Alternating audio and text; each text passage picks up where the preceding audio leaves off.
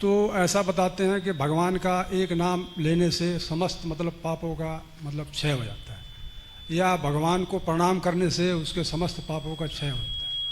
और ऐसा बताते हैं जैसे इतनी सारी एकादशी है, अलग अलग उनका महत्व है, तो करने से सारे उसके कर्म जो पाप हैं जो उसके क्षय हो जाते हैं। और फिर अगर जब तक कोई भक्त शुद्ध ना हो जाए, उसका हृदय शुद्ध ना हो, तब तक वो धाम में नहीं जा सकता।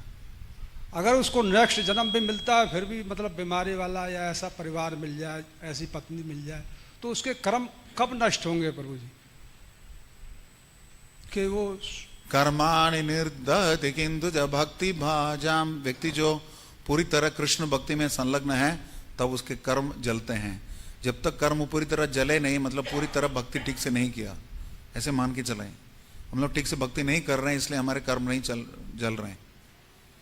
आपको एक नाम लेने से सारे कर्म कटते हैं, इसका दो तरीके से देख सकते हैं। या हमने अभी तक एक नाम लिया ही नहीं है, हम बस मंत्राक्षर बोल रहे हैं, मंत्र बोल ही नहीं रहे हैं, मंत्राक्षर बोल रहे हैं। और दूसरी बात यह भी है, कोई भी कार्य कर रहे हैं उसके पीछे की चेतना महत्वपूर्ण है, किस चेतना से हम कोई भी कार्य कर रहे हैं। भगवान भावग्राही हैं, इसका मतलब यह नहीं कि आप कुछ भी करो, तो हम कोई भी कार्य करते हैं सही चेतना के साथ हम करें। दूसरा, शिला प्रभुपाद से किसी ने प्रश्न किया था, यही बताया था, प्रभुपाद ने खुद बताया था, रथ के ऊपर जगन्नाथ जी को विराजमान जो भी व्यक्ति देखता है उसके समस्त पाप कटते हैं। आप जैसे बता रहे थे मंदिर में प्रणाम करने से, वैसे ही है। प्रभुपाद बोलते हैं ऐसा नहीं होता, उसको अभ्यास भी करना पड़ता है, घर जाके अभ्यास भी करना पड़ता है भक्ति की विधियों का, तब होता है।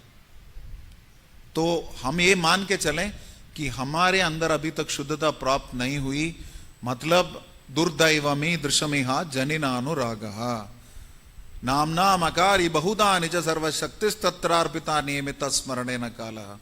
हे भगवान, आपका अकेले नाम ही जीवों का सब प्रकार से मंगल करने वाला है। कृष्ण गोविंद जैसे आपके लाखों नाम हैं, आपने इन समस्त नामों में, अपने अप्राकृत नामों में अपनी समस्त अप्राकृत शक्तियां अर्पित कर दी है। इन नामों का देश काल आदि का कोई भी नियम नहीं है। इन नामों का स्मरण या कीर्तन करने में देश काल आदि का कोई भी नियम नहीं है। प्रभु, आपने तो अपने कृपा के द्वारा, भगवान नाम के द्वारा अत्यंत ही सुलभ तरीके से भगवत प्राप्ति कर लेने में हमें समर्थ बना दिया है। यहां तक बढ़िया चल रहा है सब अचानक, लेकिन मैं इतना दुर्भाग्यशाली हूं कि मेरा ऐसे नामों के प्रति अनुराग ना उत्पन्न ना हो पाया। रोतीनो जन्मिलो केने ताय गोलोकेर प्रेमदान हरिनाम संकीर्तन, बहुत बढ़िया। रोतीनो जन्मिलो केने ताय, हमें मान के चलना चाहिए कि हमारे अंदर इसलिए नाम के प्रति रुचि नहीं है। नाम के प्रति रुचि जब जागृत होगी या रुचि का आभास भी आएगा, तब हमारे कर्म कटने शुरू होंगे।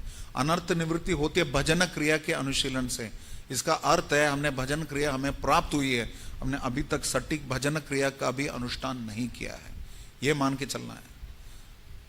और यह भी मान के नहीं चलना है कि हम लोग साधना करने से भगवान को प्राप्त करेंगे।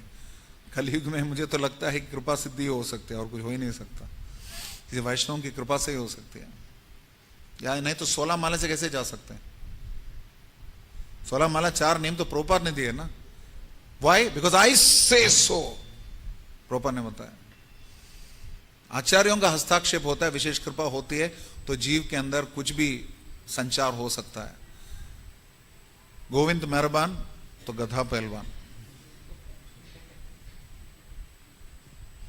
ठीक है, से निरुत्साहित होने की जरूरत नहीं है इससे, क्योंकि आपके पास कोई बेटर प्रोसेस है अभी तो तब तक करो। इससे बेहतर कोई प्रोसेस नहीं हमारे पास, उसको करते रहो। मान लो कि ये सब करने के बाद भगवतधाम जा ही नहीं सकते, तो क्या करोगे? पाप करोगे, वैष्णव अपराध करोगे, मांस खाओगे, परस्त्री संग करोगे, क्योंकि इतना निराशा है। भक्ति कितना करने के बाद भी हमारे कर्म नहीं छूट रहे हैं, तो छोड़ दें सब। सोच रहे हो, डर लग रहा है मुझे, छोड़ दें? नहीं छोड़ दें, बस लगे रहो। क्योंकि what does a typewriter do? Wherever it goes cut cut cut cut cut. Prabhupada बोलते हैं जीवने मरणे आर नहीं मोर, राधा कृष्ण प्राण मोरा युगल किशोर। हर परिस्थिति में वही है, जीवने मरणे निधनम राधा कृष्ण गतिर ममा, हमारे गति वही है। तो चलते रहे गति की तरफ, अपनी गति बढ़ाइए। ठीक है से